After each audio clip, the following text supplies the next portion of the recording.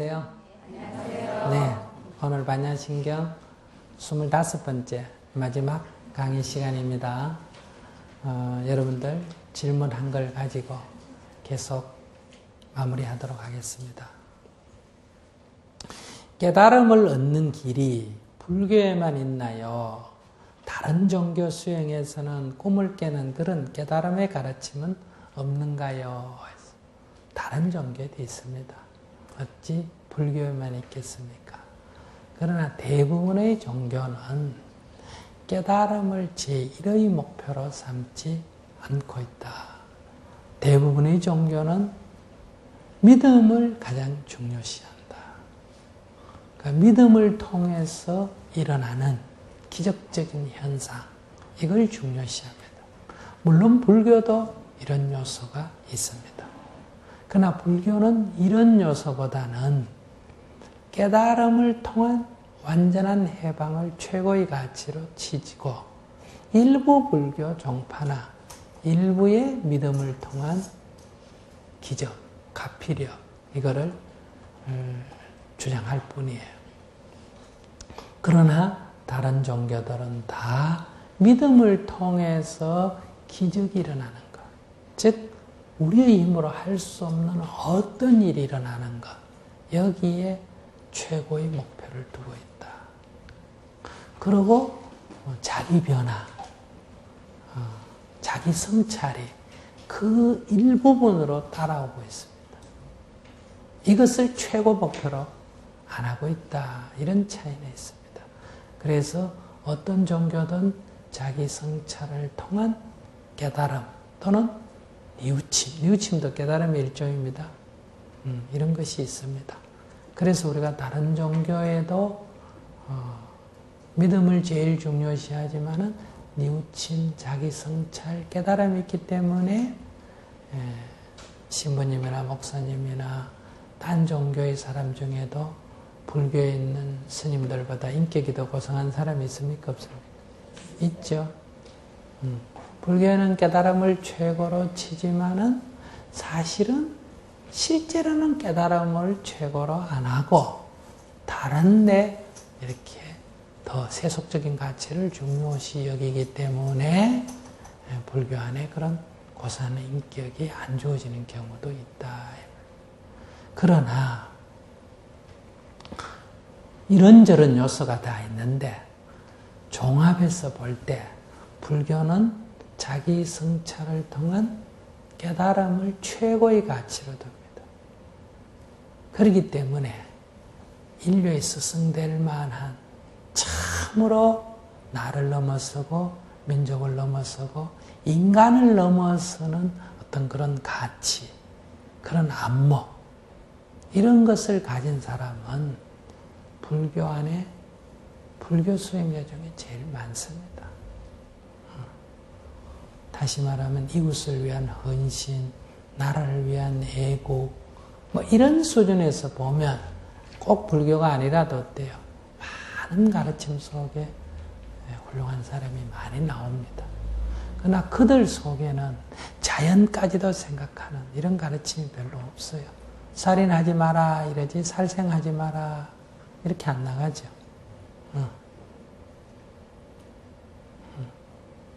내 민족 또는 뭐 많이 커야 인류 정도지 거기에 만중생 이런 관점에 폭이 적죠. 그래서 이렇게 뭘 해도 자기 종교나 어떤 민족적인 이런 울타리 안에 갇히기가 쉬운데 비해서 수행자는 그런 울타리를 넘어서는 경우가 있다. 그러면 뭐 스님들도 민족주의 이런 데 다 사로잡히는 경우가 많지 않습니까? 종파주의. 그렇습니다. 그러니까 그것은 불법을 올바르게 이해하지 못한 데 있다. 이렇게 볼 수 있어요. 그러니까 우리가 불교는 최고다. 다른 종교는 나쁘다. 이렇게 이해하면 안 돼요. 그러나 불법과 차이는 알아야 됩니다. 그것을 어느 정도 연마하느냐에 따라서 거기까지 이르지 못하기 때문에 그렇지 못한 경우도 많이 있지만, 그러니까 우리가 원래 불법의 가르침에 선다면 종교나 뭐 사상이나 이념이나 이런 거 갖고 논할 필요는 없다. 얼마나 자기 성찰을 통해서 얼마나 자기 행복을 가지고 넓은 안목을 가지고 높은 안목을 가지고 고상한 인격으로 자기가 나아가느냐 하는 게 중요하고, 그것이 비록 다른 종교 또는 다른 종파의 사람이라도 어때요? 그런 인격이라면 우리는 존중해야 된다 이 말이에요. 다음 질문요. 저는 다른 스님이나 어른들에게 윤회는 불교 사상의 핵심이라는 말씀을 많이 들었습니다. 윤회를 모르면 불교 수행이 안 된다고도 하시고요. 그런데 솔직히 잘 믿어지지 않아서 제가 신심이 부족한가 하는 생각도 듭니다만, 뭔가 불안할 때는 전생이나 내생에 대한 이런저런 상상을 자꾸 하게 됩니다. 윤회는 믿어야 되는지요? 불교에서는 뭘 믿어라 믿지 마라 이런 얘기는 안 합니다. 믿고 싶으면 믿고, 믿기 싫으면 안 믿고, 믿어지면 믿고, 안 믿어지면 안 믿어도 됩니다. 거기로부터 출발하지 않는다. 불교는 뭘로부터 출발하느냐? 자기 현주소로부터 출발한다. 지금 내가 괴롭다. 그래, 내가 지금 괴롭구나. 내가 지금 번밀이 많구나. 응? 부부간에 갈등이 있어서 번밀이 많다. 응? 자식 때문에 번밀이 많다. 돈 때문에 번밀이 많다. 건강이 안 좋아서 번밀이 많다. 뭔가 나한테 괴로움, 번밀이 있다. 그럼 이거 좋은 거냐, 안 좋다. 해결해야 될 거냐, 해결해야 된다. 여기로부터 출발하면 돼요. 뭘 믿고 안 믿고 이런 생각할 필요가 없습니다. 그러면 두 번째, 이러한 번민의 원인이 뭘까? 이걸 찾아야 돼요. 번민의 원인이 뭘까? 여러분들은 그러죠. 애가 공부를 안 했어. 남편이 술을 먹었어. 돈이 없었어. 근데 이거는 근본적인 원인은 아니에요. 여러분들은 그 원인을 잘못 찾았기 때문에 해결도 안 되고 해결돼도 문제가 안 풀려요. 그래서 괴로움의 원인이 뭘까? 왜 괴로운가? 왜 괴로운가? 왜 괴로운가? 왜 화가 나는가? 왜 화가 나는가? 이렇게 근원을 추구해 들어가야 됩니다. 근원을 추구해서 들어갈 때 여러분들은 그 괴로움의 본질을 보게 된다. 이게 이제 자기 성찰이라는 거예요. 자기 성찰이라는 게 뭐 혼자서 나를 곰곰이 생각해 보는 게 아니에요. 이 고의 원인이 뭐냐.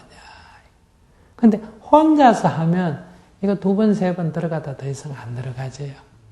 그래서 스승이 필요한 거예요.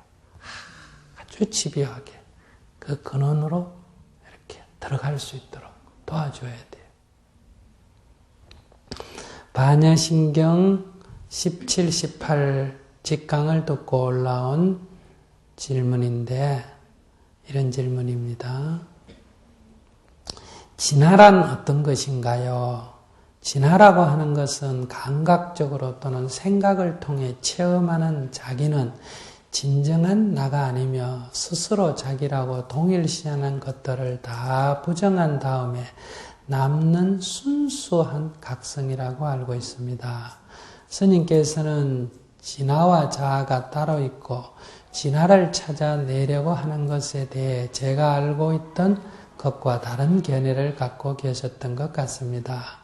실제하는 것은 오직 진화뿐이며 이 진화는 단순히 보이는 대상, 즉 객관과 분리된 보는 자, 곧 주체가 아니라 그 둘을 포함한 순수의식이라고 하였는데, 진화라는 게 없다는 것이 스님의 견해시라면 그것이 왜 그런지 궁금하고, 주객이 분리되지 않는 의식 상태라는 것은 어떤 것이며 어떻게 이해하는지, 어떻게 그런 상태에 도달할 수 있는지 궁금합니다. 이랬어요. 앞에서도 여러 번 말씀을 드렸지만은 우리의 의식이 작용할 때 보면 분명히 여기는 이 작용하는 주체, 보는 자가 있고 보이는 대상이 있죠. 제가 여러분들을 보지 않습니까? 그죠? 그럼 여러분들은 저에게 보이는 대상이고 여러분들은 제가 보이는 대상이 되겠죠. 그래서 보는 자가 있고 보이는 대상이 있다 이 말이에요. 그래서 이 보는 자를 주관이라고 보이는 대상을 객관이다 이렇게 말을 합니다. 그런데 이제 지금까지는 이 보는 자를 자다 이렇게 말을 했는데 사실은 이 자라는 걸 자꾸 연구를 해보니까 자라고 생각했던 게 자가 아니에요. 이게 실제로 없는 거예요. 가예요. 그래서 자꾸 추적에 들어가 보니까 거기에 가짜 자기는 양파 껍질을 벗기듯이 다 벗기고 나니까 이건 실제 아니더라.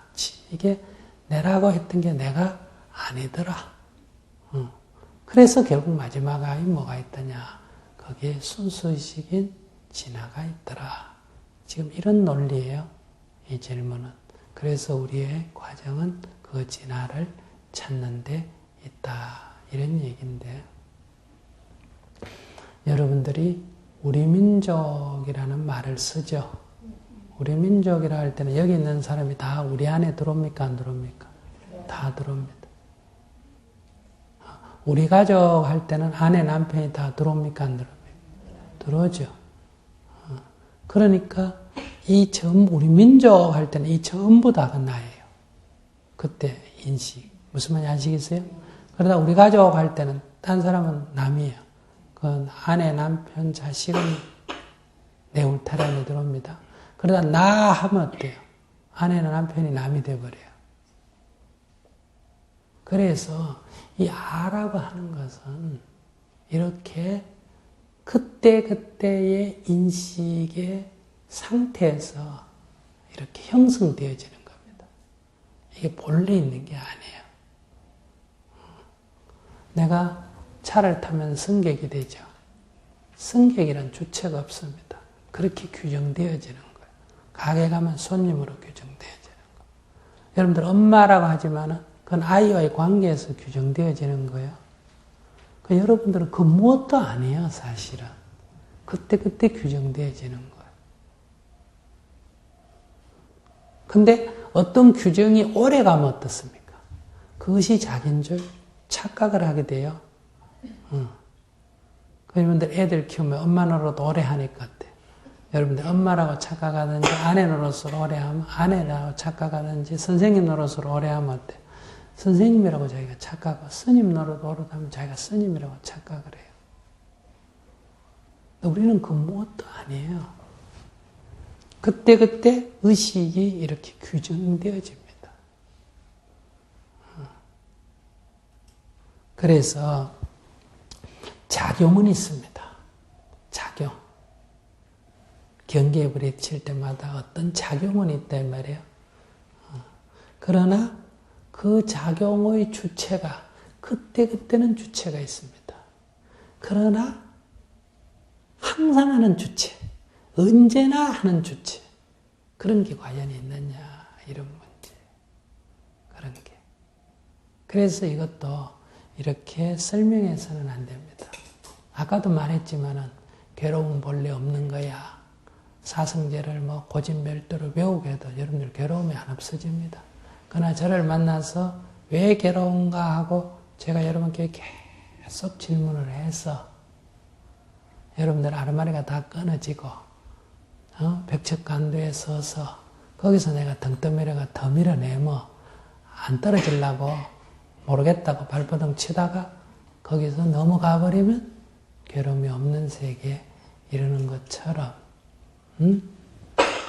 이런 얘기 10,000번 하는 것보다 제가 여러분께 너는 누구냐 이렇게 물었을 때 너가 말하는 내라고 하는 게 누구냐 이래 물었을 때 이거다 저거다 이거다 저거다 뭐 나가다가 이제까지 이제 내가 아는 아까 가가 다 떨어집니다. 아시겠어요? 그럼 뭐가 됩니까? 이제 아르마리가 다 끊어집니다.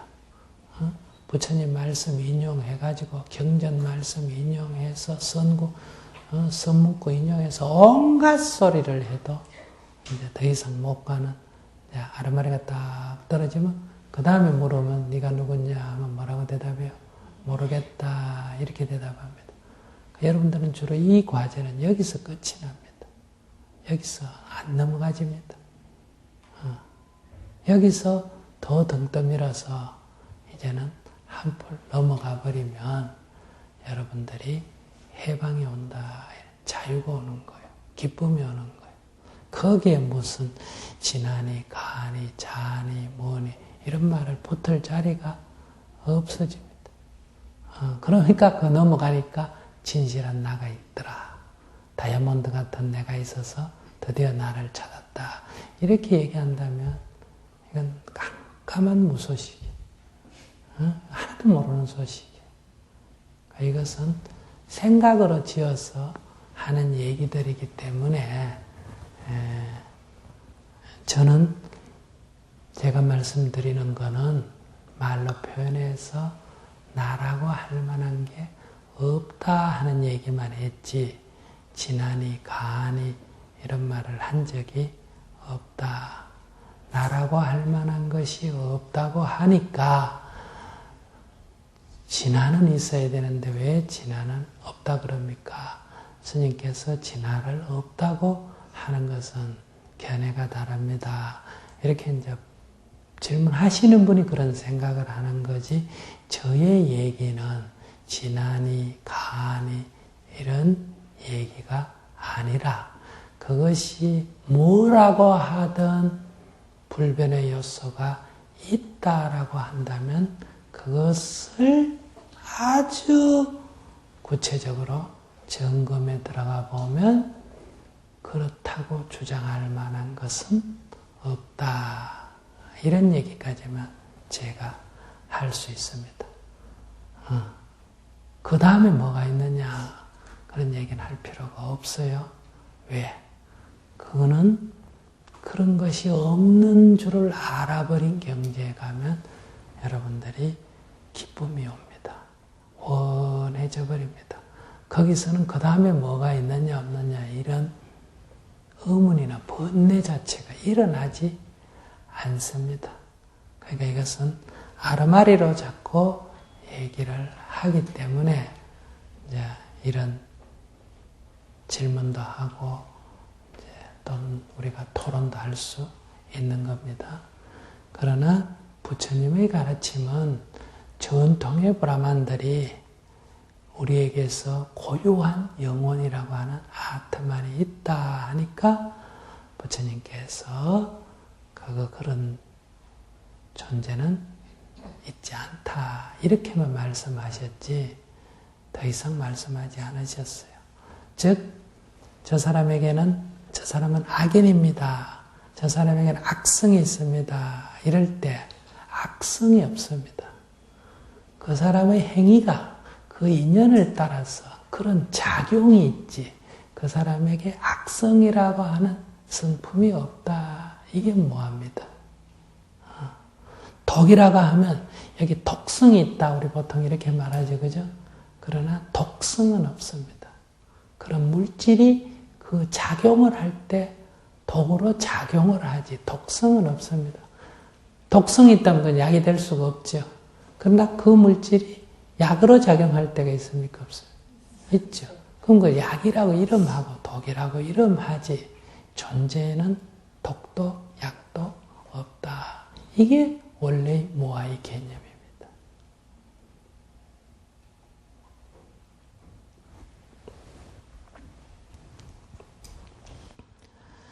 진화가 없다는 것이 스님의 견해이신데 나는 진화가 있다 없다 이런 말씀을 드린 적은 없습니다. 본인이 진화가 있다고 하니까 내가 그런 것은 없다라고 본인이 들렸겠습니다.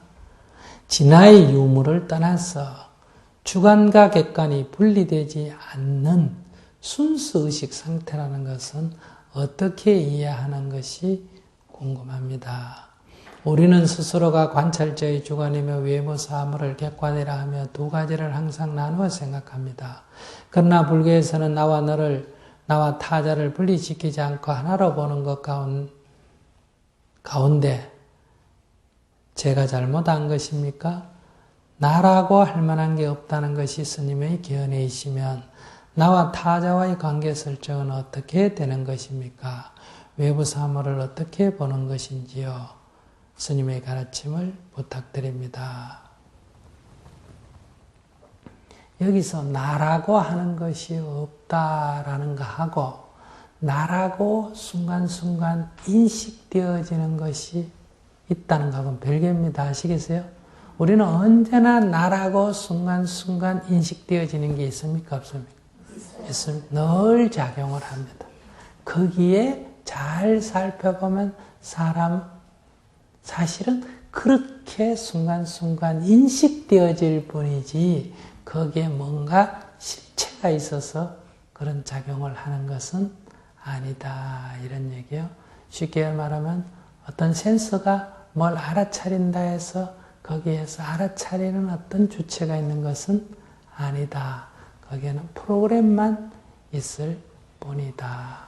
이런 얘기하고 같은 거예요. 그럼 프로그램은 변경될 수 있어요? 없어요? 있죠. 그 변경되어지지 않는 언제나 있는 그런 아라고 하는 것이 없다는 뜻이지 그 감지하는 주체가 없다는 얘기가 아니에요. 제가 여러분을 볼 때 나는 지금 여러분들을 보는 작용을 합니까? 안 합니까? 하지. 이런 작용이 없다는 얘기가 아니에요. 그래서 늘 이런 자꾸 오해가 빚어지는 것 같아요. 독립불변의 자아가 존재하지 않는 한 근거로 현대 물리학의 예를 설명하셨습니다. 본자설에서 원자설, 그 다음 광자, 전자, 양자, 중성자, 중간자 등 소립자까지 이어지는 물리학의 이론을 봐도 불변자로서 요소에 대한 믿음은 잘못된 것이었음이 입증되고 있음을 본다라고 말씀하셨습니다. 이 경우 의문이 듭니다. 논의를 물질에 국한시켜 볼 때 더 이상 분리할 수 없는 최후의 요소가 없이 끊임없이 나아가는가 하는 점입니다. 마치 수가 무한대로 이어지듯이 말입니다. 아니면 더 이상 분리될 수 없는 불변의 물질 요소는 존재한다라고 전제해야 하는 것입니까? 어떻게 보는 것이 영규와 무아를 올바로 보는 것입니까?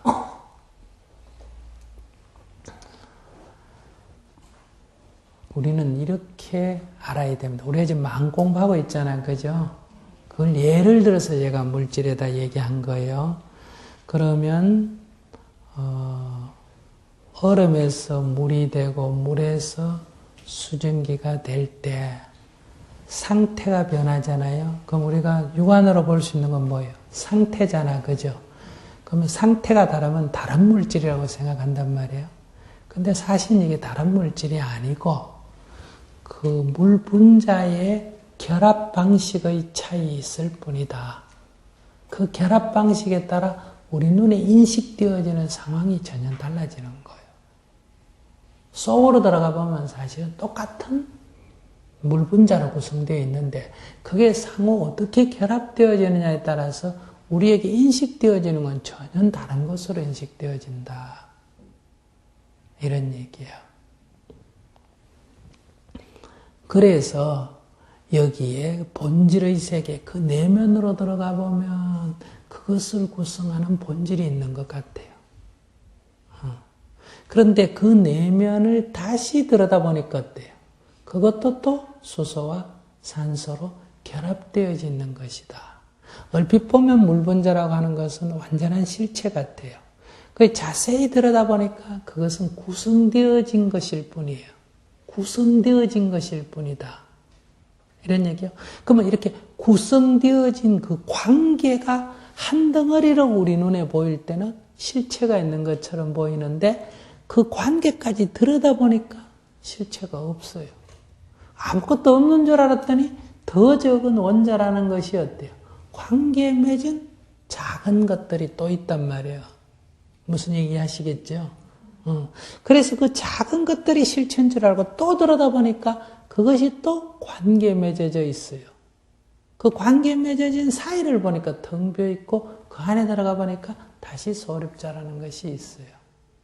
그래서 우리가 실체라고 하는 것은 없다 이런 얘기예요. 그럼 이게 어디까지 갈 수 있는지는 이제 영원히 간다, 안 간다 이런 거는 의미가 없어요.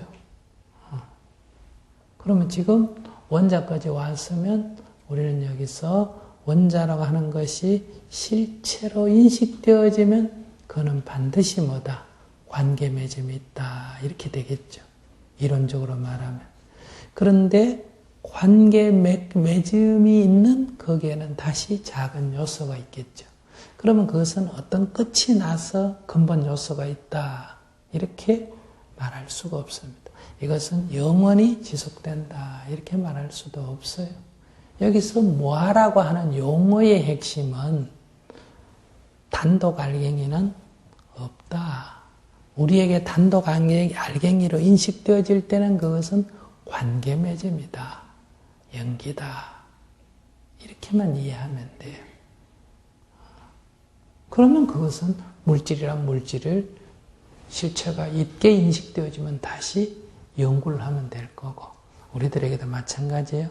자아라고 인식되어지는 것이 있다면 그 자아라고 하는 실체는 없는 거다. 관계 맺음이다. 관계 맺음을 보면 텅 비었겠지. 그러니까 실체가 없는 거다. 뭐하겠지. 더 연구하니까 어떤 거기에 실체가 있는 것처럼 있었다 하면 그걸 진화라고 하면 안 된다 이 말이에요.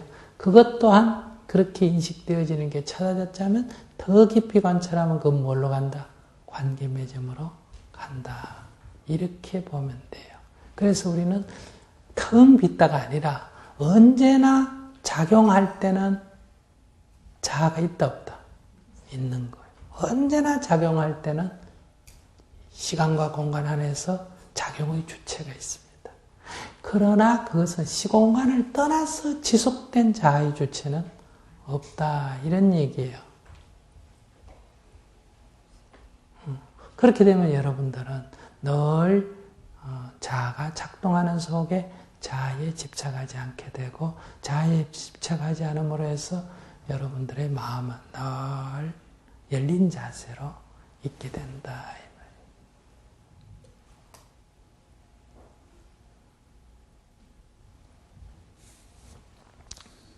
최근 중국과 미얀마의 대지양을 보며 불교의 인가와 윤회가 떠올랐습니다. 수많은 사람들이 일시에 목숨을 잃게 되는 이런 지향을 업의 결과로 볼 수 있습니까? 연기론에 따르면 인이 있기에 과가 있으며 전생, 현생, 내생은 인과의 고리로 연결된다고 하니 말입니다. 그런데 그 많은 사람들이 전생의 업과 결과로 이런 끔찍한 과보를 받았다고 보기에는 이해가 잘 안 됩니다. 이를 불교의 연기로 설명할 수 있습니까? 아니면 인과를 벗어나 우연적 요소가 삶과 세계를 지배하는 경우가 있다고 봐야 합니까?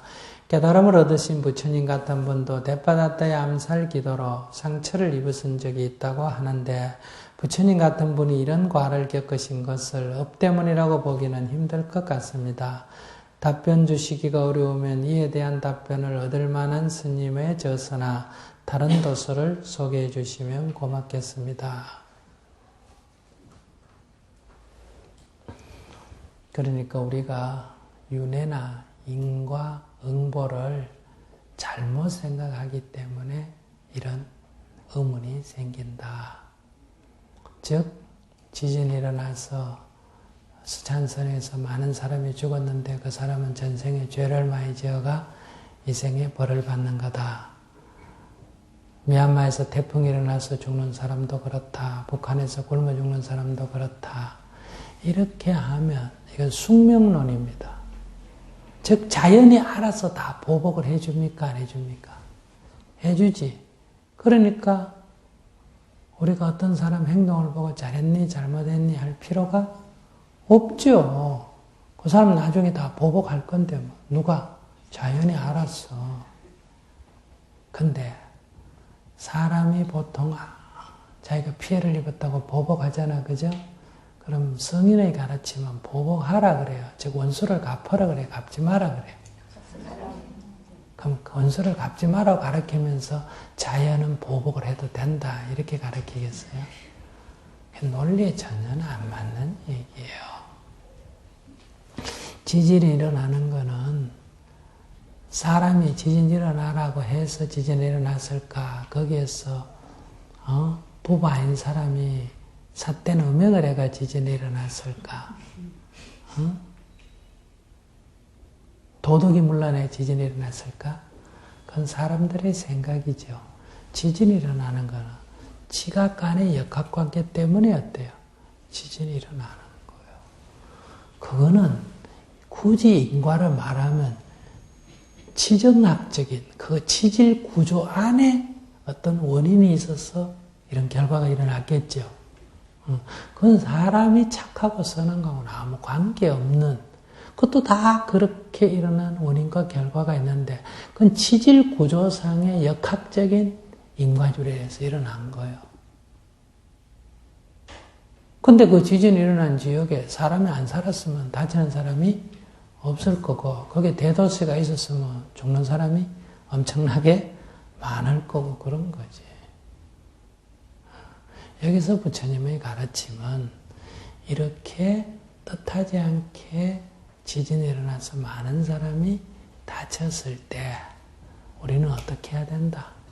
그 아픔을 내 아픔처럼 생각하고 그들을 구호하는 것이 뭐다?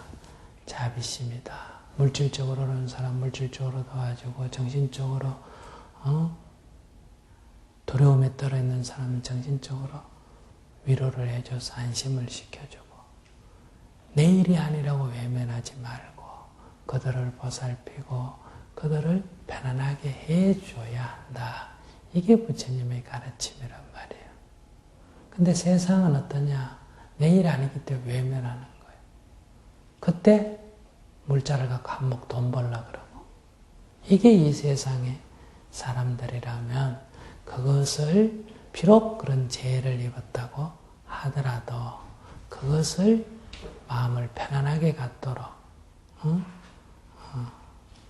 보살펴 나가는, 이게 부처님의 가르침이다 이 말이에요. 그러니까 부부가 갈등이 있으면 우리는 전생에 원수였나 봐. 너는 원수라서 이 생에 부부가 돼가 그렇게 싸운다. 이게 부처님의 가르침이 아니고 자기를 고집하기 때문에 갈등이 생긴다. 자기 고집을 내려놓으면 서로 화목해지죠. 또 서로 화목해지면 또 말한다. 너는 전생에 천생연분이었나 봐. 또 이렇게 얘기하겠지. 그러니까 이런 것은 불법이 아니야. 그건 그냥 현실을 어떤 이유로 설명하려고 하는 얘기고, 우리는 현실을 정확하게 이해해서 이 현실을 어떻게 극복하느냐, 이게 부처님의 가르침이다 이 말이에요. 이게 부다담마, 부처님의 진리의 가르침이다.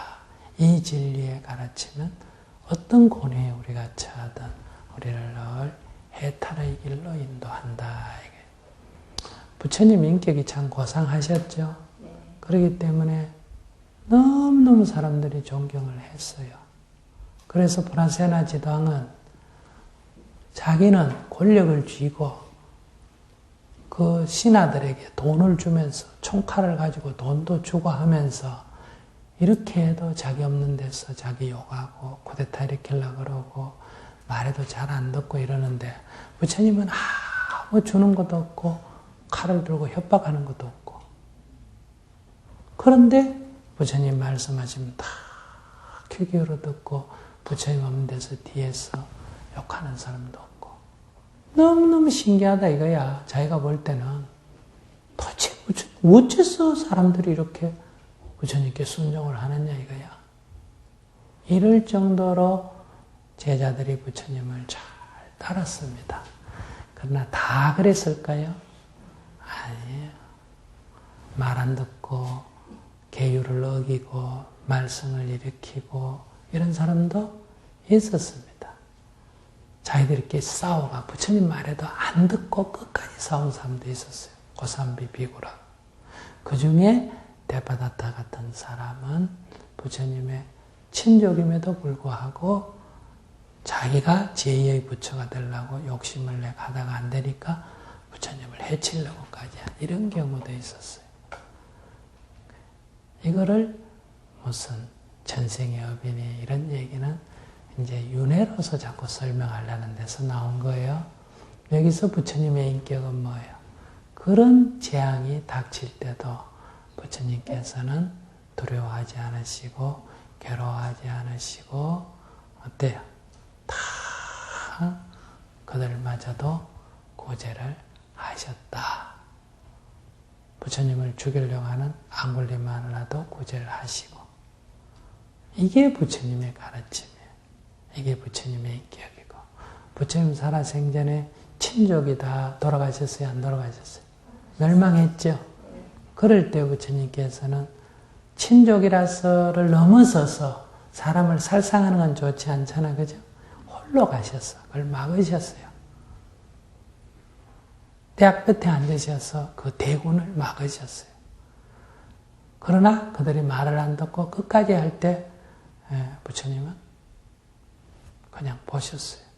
부처님이 군대를 동원해가 안 싸웠다 이 말이에요. 그러나 또 반대로 부처님이 사람을 죽이든 살리든 개의 안 하고 나는 수행자니까 이래도 안 하셨어요. 부처님은 늘 그런 일이 일어나지 않도록 최선을 다해서 막으셨지만은 어리석은 자가 무력을 하는 것을 그건 부처님도 어쩔 수 없는 거예요. 우리가 생각하는 부처님은 그걸 외면하는 부처님이거나 안 그러면 신통력을 갖고 다 그런 군대를 없애버리는 부처님이거나 그런 걸 자꾸 우리가 상상한다 이 말이에요. 그러니까 오늘 북한에서 동포들이 죽어간다면 우리의 붓다이 제자들은 이걸 막으려고 어때요? 최선을 다해야 됩니다. 하나라도 살리려고. 그러나 이걸 안 한다고 김정일 정권을 타도하자, 안 준다고 이명박 정권을 타도하자 이렇게 가면 안 된다. 그러나 우리는 그들을 설득하고 그들에게 호소해서 이 사태를 막으려고 최대한으로 노력을 해야 된다. 외면하는 것은 그것은 붓다가 가신 길이 아니다. 여기에 우리들의 진리의 가르침이 있다. 저건 전생에 나쁜 짓을 많이 해가 굶어 죽는 업보를 지어가 굶어 죽는다. 만약에 불교가 이런 게 불교라 그러면 불교는 곧 이 세상에서 없어질 거예요. 이거는 보복을 자기 보복을 합리화한다 이 말이에요. 원수를 원수로 갚지 말라는 진리의 가르침에 어긋난다. 이런 데서 우리가 불교를 다시 봐야 한다. 자, 그동안에 수고들 많이 하셨어요. 무려 25번에 걸쳐서 강의 들으신다고 수고들 많이 하셨습니다. 다시 한번 강조하지만은 우리는 부처님의 가르침이라고 하는 이 진리의 가르침을 따라서 부지런히 정진하셔야 합니다. 그리고 종교로서 여러분들의 믿음에 따른 신앙도 있어야 되지만은 우리가 이 반야신경을 강의하는 동안은 어때요? 이 진리의 가르침에 대해서 제가 얘기할 수밖에 없었다. 어떤 분의 질문에 스님은 도노돈수를 긍정을 안 하시고 도노 점수를 긍정하십니까? 뭐 이런 질문도 있었어요. 왜 그러냐면 제가 막 비파사나에 대해서 설명을 하니까 그런가 봐요. 우리가 해탈로 나아가는 수행법에는 남방불교에는 관법 수행이라고 하는 비파사나가 있습니다. 대승불교에는 간경 수행이 있습니다. 정토정에는 영불 수행이 있습니다. 그 다음에 밀교에는 주력 수행이 있습니다. 선에는 참선이 있습니다. 선종에는. 여기에도 5가 7종이 있어요. 그래서 우리가 말하는 가나선, 화두선은 이 가운데 하나입니다. 근데 우리는 이 화두선을 최고의 가치로 치는 소위 말해 임재종, 그걸 계승한 대한불교 조계종에 소속이 되어 있다 이 말이에요.